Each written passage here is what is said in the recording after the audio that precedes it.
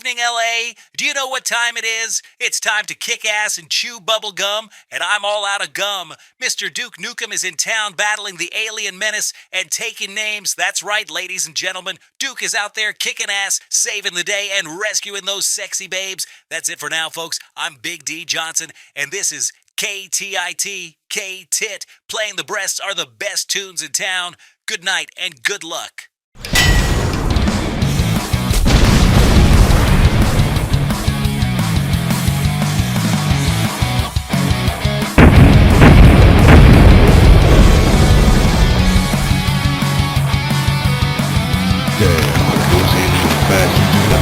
Shooting up my ride.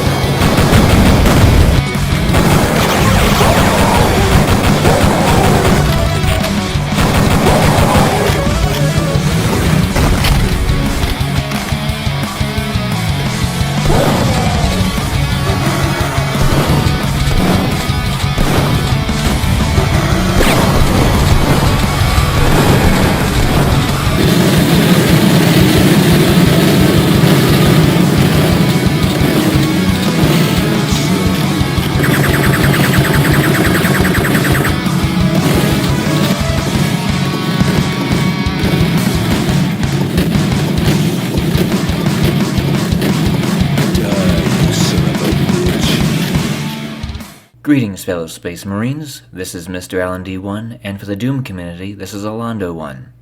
I'm sure you know what time it is, folks. That's right. It's time to kick ass and chew bubblegum, and I'm all out of gum. It's the 30th anniversary of Duke Nukem 3D. Rockin'.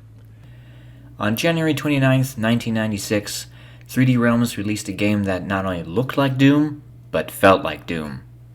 As many game enthusiasts know, many FPS games that were released after Doom were known as Doom clones.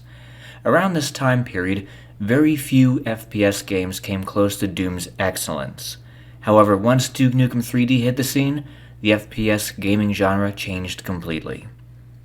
Duke Nukem 3D ran on Ken Silverman's build engine, which despite looking and feeling like Doom, was a whole new animal. It was more capable than the Doom engine, and developers, especially level designers, had more freedom with level size and detail. In addition, designers could add special scripted events and do some nifty effects with level geometry. In essence, the build engine was the Doom Engine 2.0. Furthermore, many classic FPS games that were released around the mid to late 1990s used the build engine. Such games included Shadow Warrior, Blood, Dark Forces, Redneck Rampage, Power Slave, Witch Haven, and Tech War. One of the most impressive things about Duke Nukem 3D is its interactive and semi-realistic environments. Whether you're playing through Hollywood Holocaust or LA Meltdown, the levels looked and felt believable. Mix this with the wisecracking protagonist, pop culture references, and fast-paced action, and you get a pretty badass gaming experience. Let's not forget what really made Duke Nukem 3D great. Even though the gameplay was pretty solid and the levels were fun to explore, it's our main protagonist, the one, the only Duke Nukem, who really stole the show. Mr. John St. John was the voice actor for the character and instantly became legendary in the gaming industry as having one of the most iconic voices ever. This inevitably inspired the protagonist of another great FPS game, Serious Sam, who was another wisecracking and funny character who was voiced by John J. Dick.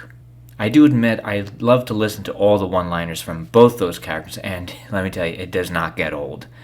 They are so fun to listen to, and I still get a good laugh from their hilarious dialogue. I've got balls of steel. Duke Nukem 3D was quite controversial due to its R-rated content like ultra-violence, language, mild to moderate sexual content, etc., but very much like Doom, it didn't stop people from wanting to check it out. In fact, what really made games like Doom, Duke Nukem, Shadow Warrior, Blood, Serious Sam, Quake, Unreal, and Half-Life so great was that they didn't care about political correctness. They were the definition of counterculture. This is why these games are so memorable and legendary, but most of all, fun. Many games today lack the key component of what a game is supposed to be. Fun. Even though there have been some developers going back to the old ways of gaming, such as creating 90s-style FPS games, like Dusk, Medieval, Proteus, and Ion Fury, which all have done very well. These games prove that the old formula still works perfectly. Duke Nukem 3D is a game I rank high on my list of favorite FPS games.